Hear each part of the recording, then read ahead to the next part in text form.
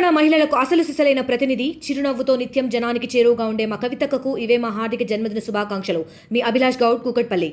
మాజీ మంత్రి, సూర్యాపేట ఎమ్మెల్యే జగదీశ్వర్ రెడ్డి ఈరోజు అసెంబ్లీలో కూడా ప్రజా సమస్యలపై కూడా లేవనెత్తిన క్రమంలో కూడా మొత్తం కూడా అసెంబ్లీ నుంచి కూడా సస్పెండ్ చేసిన పరిస్థితులు. దీనికి సంబంధించి కూడా బీఆర్ఎస్ నల్గొండ జిల్లా బీఆర్ఎస్ కార్యకర్తలు కూడా పెద్ద ఎత్తున కూడా మాజీ ఎమ్మెల్యే కంచర్ల భూపాలరెడ్డి ఆధ్వర్యం కూడా నల్గొండ కలెక్టర్ సెంటర్లో కూర్చొని కూడా నిరసన చెప్తున్న పరిస్థితి ఉంది.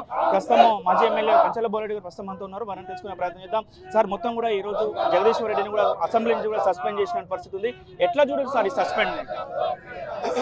ఈ రోజు జరిగినటువంటి అసెంబ్లీలో జరిగినటువంటి మరి మాజీ మంత్రివర్యులు అదేవిధంగా సూర్యాపేట శాసనసభ్యులు అసెంబ్లీలో ఈ కాంగ్రెస్ ప్రభుత్వాన్ని నిలదీస్తున్నటువంటి సందర్భం, ప్రశ్నిస్తున్నటువంటి సందర్భం, మరి దాన్ని తట్టుకోలేక జీర్ణించుకోలేక ప్రభుత్వం దగ్గర సమాధానం లేక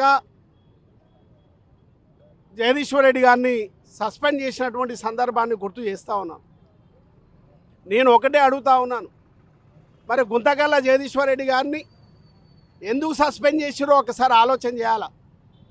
ఆయన ప్రభుత్వానికి సంబంధించినటువంటి ప్రజలకు ఇబ్బందులు అవుతున్నటువంటి సందర్భాన్ని గుర్తు చేస్తూ అటు వ్యవసాయానికి సంబంధించిన నీళ్లు సరిగ్గా ఇస్తలేరు, వ్యవసాయానికి సంబంధించినటువంటి కరెంట్ ఇస్తలేరు, వ్యవసాయానికి ఇస్తున్నటువంటి పలు కారణాల చేత పంటలు ఎండబెడుతున్నారు, సక్రమమైనటువంటి సమయానుసారం మరి నీళ్ళు ఇవ్వక కరెంట్ ఇవ్వక పంటలు ఎండిపోతున్నటువంటి సందర్భాన్ని ఇలా అసెంబ్లీలో క్వశ్చన్ చేస్తే దాన్ని జీర్ణించుకోలేనటువంటి పరిస్థితి. మరి రైతులకు ఇవ్వాల్సినటువంటి పెట్టుబడి సాయము భరోసా కార్యక్రమాన్ని సరైనటువంటి సమయంలో ఇవ్వలేదు, రుణమాఫీ కూడా సరైన సమయంలో ఇవ్వలేదు, మరి చేతులు దులుపుకున్నటువంటి కార్యక్రమాన్ని మరి 30% మాత్రమే ఇచ్చిండ్రు.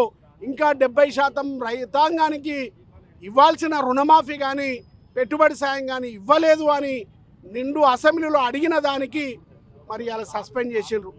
అన్నిటికన్నా ముఖ్యంగా మీ టీ ద్వారా నేను తెలియజేస్తా ఉన్నాను, ఇవన్నీ కారణమే కాదు. ఎస్ఎల్బీసీలో జరిగినటువంటి సంఘటనని, ఆ సంఘటన మీద దగ్గర 20-25 రోజులు అవుతున్నా అది ఇంతవరకు తేల్చలే. ఆ సందర్భాన్ని అసెంబ్లీలో నిలదీస్తారు. జగదీశ్వర్ రెడ్డి గారు నిలదీసినటువంటి మాటకు సమాధానం చెప్పలేక ఈ ప్రభుత్వం జగదీశ్వర్ రెడ్డి గారిని సస్పెండ్ చేసింది.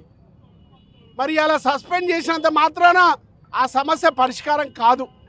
ఇలా ప్రభుత్వం అన్ని రకాలుగా ఫెయిల్ అయిపోయింది.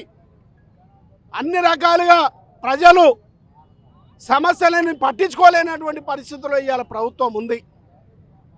మరి ఇవన్నీ కూడా ఆలోచన చేసి మరి రేపు ఈ ప్రభుత్వం, కాంగ్రెస్ ప్రభుత్వం కూడా ఆలోచన చేసుకోవాలి.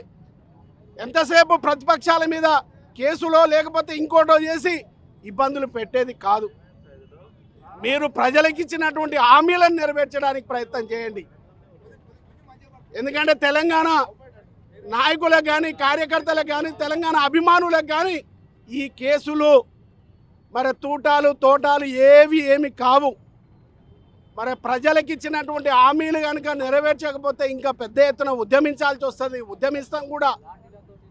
మరి కేసీఆర్ రావాలి అసెంబ్లీకి రావయ్యా అని నువ్వు ముఖ్యమంత్రి గారు అడిగితివి. కేసీఆర్ వస్తే నువ్వు ఇవాళ ఢిల్లీకి దెంకపోతివి. మరి కేసీఆర్ని ఈరోజు అసెంబ్లీలో మాట్లాడినటువంటి మాటలు మీరు కూడా చూసిండ్రు. ఒక ముఖ్యమంత్రిగా సంస్కారం లేకుండా మాట్లాడినటువంటి మాట ఏ విధంగా మాట్లాడినరో ఒకసారి ఆలోచన చేయండి. ఈ తెలంగాణ తెచ్చిన బాబు కేసీఆర్, కల్వకుంట్ల చంద్రశేఖరరావు అయితే ఆయనని ఈ ప్రభుత్వం ఏం చేయాలి, రేవంత్ రెడ్డి గారు ఏం చేయాలంటే ఆయన చక్కని సలహా ఇచ్చిండు. ఇప్పటికైనా ఏం పోలే, ఇకనైనా ప్రజలకు ఇచ్చిన హామీలన్నీ నెరవేర్చి గత కేసీఆర్ ప్రభుత్వం నా ప్రభుత్వం కన్నా ఇంకా మంచిగా పేరు తెచ్చుకొని ముందుకు నడవండి అని సలహా ఇచ్చింది. కానీ ప్రభుత్వాన్ని విమర్శించలే.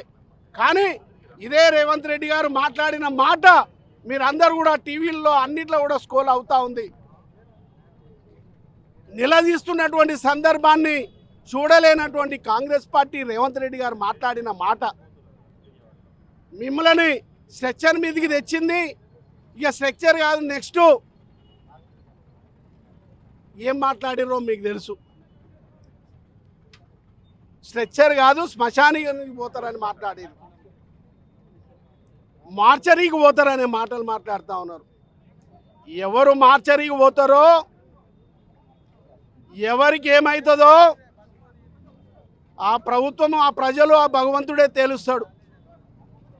తెలంగాణ తేకుంటే తెలంగాణ ప్రజలు, తెలంగాణ కడుపులు మాడిపోతాయి, తెలంగాణ బీడు భూములుగా మారిపోతాయి. తెలంగాణ రావాల్సిందే అని ప్రాణ త్యాగానికైనా సిద్ధమై తెలంగాణ తెచ్చినటువంటి కేసీఆర్ని మార్చరీకి పొమ్మంటావా రేవంత్ రెడ్డి గారు? ఇదేనా న్యాయం? నీకు సలహా ఇచ్చి నువ్వు బాగుండాలని కోరుకున్న ముఖ్యమంత్రి, మాజీ ముఖ్యమంత్రిగా ఉన్నటువంటి కేసీఆర్ని మార్చరీకి పొమ్మంటావా? శ్మశానానికి పొమ్మంటావా? గతంలో ఇట్లనే ఒక ఆయన అంటే ఏమైండు, పావురాల గుట్టకు పావురమైపోయినరు. అట్లనే రేవంత్ రెడ్డి గారు ఆలోచన చేసుకో. నువ్వు మాట్లాడిన మాట వెంటనే కేసీఆర్ గారికి క్షమాపణ చెప్పాల్సిందే. చెప్పకపోతే ఆ భగవంతుడే, ఆ ప్రజలే నీకు తగిన బుద్ధి చెప్తారని తెలియజేస్తా ఉన్నాను. మొత్తం కూడా సూర్యాపేటకు సంబంధించి మొన్న వరిచేలు ఎండిపోతున్న క్రమంలో కూడా ఏదైతే శాసనసభ్యులు కూడా ఇంటి వెళ్ళి కూడా పరిశీలించినో కంటతడి పెట్టుకున్న పరిస్థితి ఉంది. అది కూడా అసెంబ్లీలో చేశారన్న ఉద్దేశంతో కూడా ఈరోజు సస్పెండ్ చేశారనుకోవచ్చా? 100% వాళ్ళు ఏం చేయలేక, ఫ్రస్ట్రేషన్లో ఈ ప్రభుత్వాన్ని నడపలేక, అకారణాల చేత ఏదో సందర్భంగా ఒక్కొక్కరిని సస్పెండ్ చేయాలనే ఆలోచనతో ఉన్నారు. కానీ ఈ తెలంగాణ ప్రజలకు ఏం చేయాలి, రైతులకు ఏం చేయాలి, రైతుల పంటలు ఎట్లా కాపాడాలి, రైతులకు ఏ విధంగా ఆదుకోవాలనే ఆలోచనతో కాంగ్రెస్ పార్టీ లేదు అనుకుంటున్నారు. కాంగ్రెస్ పార్టీ నిండా మునిగిపోతుంది, కాంగ్రెస్ పార్టీ ఖతమైపోతుంది. రేపంచి కార్యాచరణ ఏ విధంగా ఉండబోతుంది? అది ఖచ్చితంగా మా party, BRS party working president అయినటువంటి తారక రామారావు గారు మరి పిలుపు మేరకు భారీ ఎత్తునే ఉద్యమాలు ఉంటాయని కూడా మీ ద్వారా తెలియజేస్తాం. మొత్తం కూడా మాజీ ఎమ్మెల్యే కంచల భూపాలరెడ్డి గారు చెప్తున్న పరిస్థితి, ఏదైతే ప్రజల సమస్యలపై కూడా అసెంబ్లీలో ప్రస్తావిస్తున్న క్రమంలో కూడా కష్టకట్టి కావాలని కూడా జగదీశ్వర్ రెడ్డిని సస్పెండ్ చేశారని కూడా వాళ్ళు చెప్తున్నారు. రాబోయే కాలంలో కూడా మొత్తం కూడా ఎట్టి పరిస్థితుల్లో కూడా ఉద్యమాలకు శ్రీకారం చుడతామని కూడా మాజీ ఎమ్మెల్యే కంచల భూపాలరెడ్డి చెప్తున్న పరిస్థితి కనపడుతుంది. వీడియో జర్నలిస్ట్ కృష్ణతో అచ్యుత్, RTV నల్గొండ. మరిన్ని వీడియోస్ కోసం ఛానల్ ని సబ్స్క్రైబ్ చేయండి. లేటెస్ట్ అప్డేట్స్ కోసం వాట్సాప్ ఛానల్ ని ఫాలో అవ్వండి. ఆ లింక్ డిస్క్రిప్షన్ లో ఉంది.